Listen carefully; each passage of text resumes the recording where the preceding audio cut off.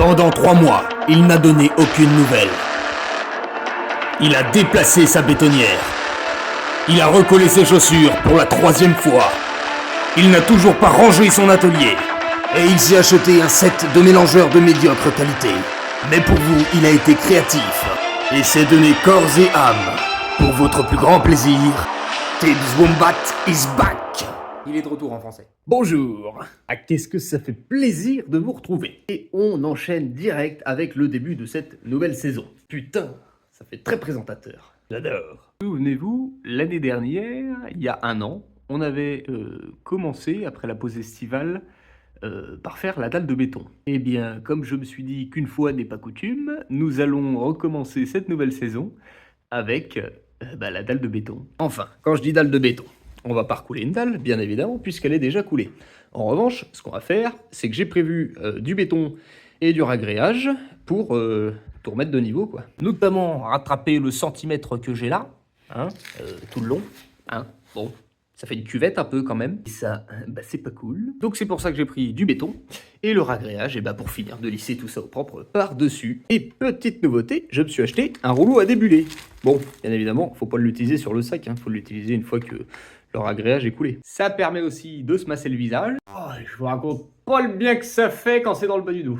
Enfin bref, ça fait longtemps que je voulais m'en acheter un, et ça y est, c'est fait. Et avant de couler quoi que ce soit, il va d'abord falloir faire un gros ménage et tout débarrasser. Ensuite, souvenez-vous, il y avait cette partie-là en béton qui dépassait. J'avais dit que j'allais la laisser, mais tout compte fait, je vais pas la laisser.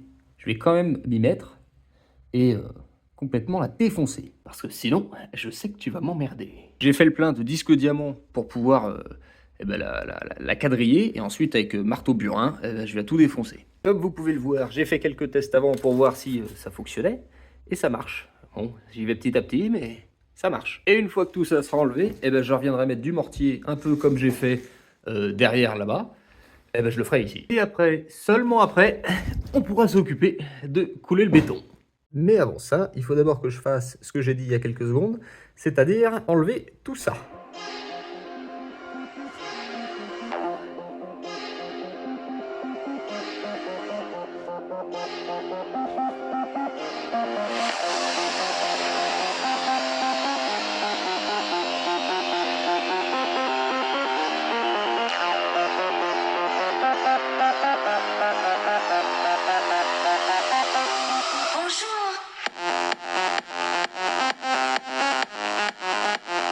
Eh bien ça, c'est dégagé.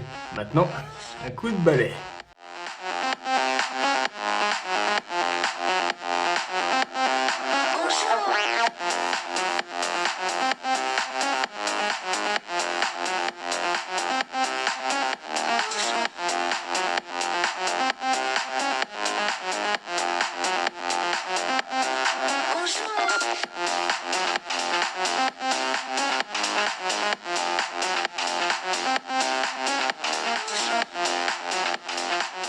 Eh bien, putain de merde, c'était crade. Le seau était déjà plein au quart, je l'ai rempli de moitié, même un petit peu plus. Attendre que la poussière retombe un petit peu. Allez, c'est à peu près retombé, maintenant on s'attaque à ça. J'ai acheté 2 sets de disques diamants de médiocre qualité, puisque je me suis dit que j'allais pas mettre des sous dans un gros disque de bonne qualité si cela fonctionne. Et si cela fonctionne pas, j'aurais dépensé un peu plus de sous, c'est pas grave. La petite bébête, le marteau, les burins, j'enfile des gants, et on y va. Pardon, je disais, et je vous vois venir, vous allez me dire pourquoi t'as balayé, si c'est pour refaire encore plus de poussière. C'est pas faux, mais en tout cas, ça fait plus propre. Et un bon chantier, c'est un chantier.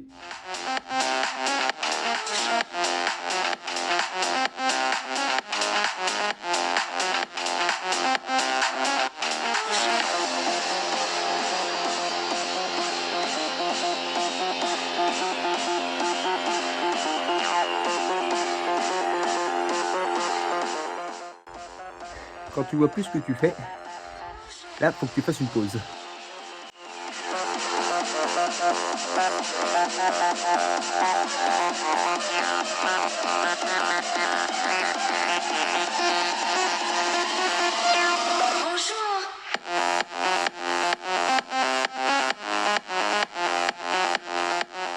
Ouais, je vous cache pas, c'est du boulot, putain de merde. Ça me casse les couilles comme la dernière fois. Moi, je vous arrête là parce que si je vais niquer mon téléphone avec la poussière et je vous reprends une fois qu'il est fini de péter. Eh bien là, je suis dans la merde. Parce que ça, ce qui sort de la machine, c'est pas de la poussière. Elle a grillé. Putain. Ma titine, t'es toute chaude. Toi qui étais si mignonne, si fiable. Comment ça se fait? C'est à cause du disque? C'est trop de la merde, c'est pour ça, j'ai trop forcé? Oh non, non. En tout cas, tu m'auras bien servi. Merci ma grande. Repose en paix. Après, je sais que normalement, il me semble que j'en ai une deuxième comme ça qui ne fonctionne plus non plus. Donc il faudrait peut-être que j'essaye de changer quelques pièces, l'une avec l'autre. Quoi qu'il en est, je vais pas faire ça maintenant, parce que ça va me prendre trop de temps. Et puis je vais pas avoir la patience. Et moi je vous le dis, j'ai pas fini. Ça change rien au fait que maintenant je suis d'autant plus déterminé à lui péter la gueule. Parce qu'il a tué ma machine. Et je peux vous dire que ça va être tellement gore que ça va être du moins de 18. Alors je vous reprends après. Eh bien, on peut dire que je lui ai bien pété la gueule. C'est long et laborieux, j'y vais petit à petit, mais je m'en sors. Le truc, c'est que je vais pas vous faire une vidéo où je pète un fameux bloc en béton que j'aurais déjà dû péter il y a de ça longtemps, et que je n'ai pas de sac de mortier pour recouvrir ça pour le moment. Donc, je vais me contenter de ce que j'ai. Et je reviendrai dessus avant de faire le ragréage. Alors, maintenant, avant de couler le ragréage, il faut qu'avec du béton, je rehausse un petit peu cette partie-là. À l'aide de mon niveau d'un tasseau et d'autres petits morceaux qui font 1,5, j'ai pu déterminer à peu près l'épaisseur de béton que je dois mettre. Et j'ai noté tout ça sur le sol. Comme ça, au fur et à mesure que je mets mon béton, avec mon mètre, je pourrais regarder si je suis bien. Et là, mine de rien, j'ai jusqu'à 5 cm de béton à mettre quand même. Comme quoi, j'avais vraiment chié dans la colle. Je fais le mélange, je pose tout ça, et je vous reprends après. Bordel de merde, j'avais pris 10 sacs, parce que je me suis dit que ça allait être largement suffisant, il allait m'en rester pour que je puisse continuer ma terrasse. Et tout compte fait, il m'en reste que 2. Et puis j'ai décidé de pas les mettre. Parce que par là, si j'en mets, j'ai peur de relever trop le niveau ici et de devoir tout recommencer, quoi. Donc là, j'ai coulé 8 sacs de béton, je les ai fait à la main, on va pas rallumer la bétonnière et la ressalir pour 8 sacs. Et puis faut attendre que ça sèche, et puis après on met le ragréage. En espérant que cette fois-ci, 10, ça suffise. Il n'y a pas de raison que ça ne suffise pas. C'est pas tout à fait sec, mais c'est assez dur pour que je puisse marcher dessus. Et bien évidemment, comme j'avais pas fermé la chatière, il y a un sanglier qui est venu faire des traces de pas. Mais bon, je vais pas lui en vouloir, parce que j'en ai fait une aussi sans faire exprès.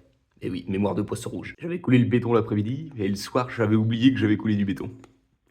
En tout cas, ça rattrape bien le niveau que j'avais pas. Et bien maintenant, on va s'attaquer au ragréage. J'ai rajouté un manche avec du tuyau PVC sur mon rouleau débuleur, comme ça j'aurai pas besoin d'être trop proche, et je mettrai pas les pieds dedans.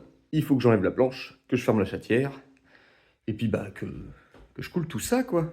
Allez, je vous reprends après. Ah oui, et je vous ai pas dit, comme j'ai pas de primaire d'accroche pour le ragréage, je vais humidifier le sol. Comme ça, il accrochera déjà un minimum.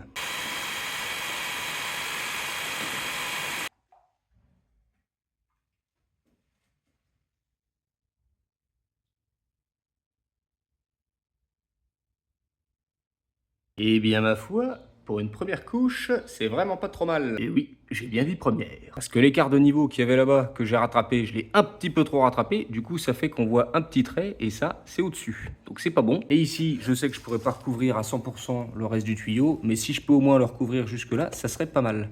Donc il va falloir que je refasse une deuxième couche de ragréage. Il n'y a pas le choix. Et sinon, tous les petits défauts qu'il y avait par là-bas, et même un petit peu plus par là, c'est clean, franchement. Ça veut dire que pour la deuxième couche, j'aurais pas besoin de 10 sacs comme j'ai pris là. Donc ça tombe bien. En revanche, il s'avère que pour le moment, j'ai un petit souci, c'est que c'est pas sec, que mes chaussures se sont encore décollées, et que les portes, elles sont là, et là. Je suis coincé dehors. Oh, je vais appeler madame, et je vais rentrer par la fenêtre de la cuisine. Et voilà, c'est sec. Impeccable. Donc je l'ai remarqué en me rapprochant un peu, j'ai vu que j'avais un petit creux ici et une petite bosse par là. Je vous l'ai dit il y a quelques secondes, il y a la rainure ici qui dépasse et le tuyau que j'aimerais bien recouvrir un petit peu plus. Mais il faut savoir que comme je fais ça tout seul et que le réagréage ça sèche assez vite, c'est pas évident. Donc je pense que je ferai appel à quelqu'un pour m'aider en plaçant la deuxième couche, comme ça il y aura une personne pour faire le mélange et une autre personne pour bien tout allocher et tout débuler correctement. Ça, je le ferai en off et je vous montrerai le résultat dans une prochaine vidéo. Cette deuxième couche ne tardera pas trop parce que je vais en profiter tant que c'est vide et propre. Et surtout, avant que je revienne foutre un bordel monstre. Après le sol, la prochaine étape concernant l'extension, c'est le plafond, avec l'isolation et la pose des rails. Mais pour ça, il faudra attendre quelques semaines, puisque la semaine prochaine, je vous offre un épisode de Bricole et Retape qui sera en 2 parties. Donc sur les 2 prochaines semaines, 2 épisodes de Bricole et Retape. Et sur ce, en vous souhaitant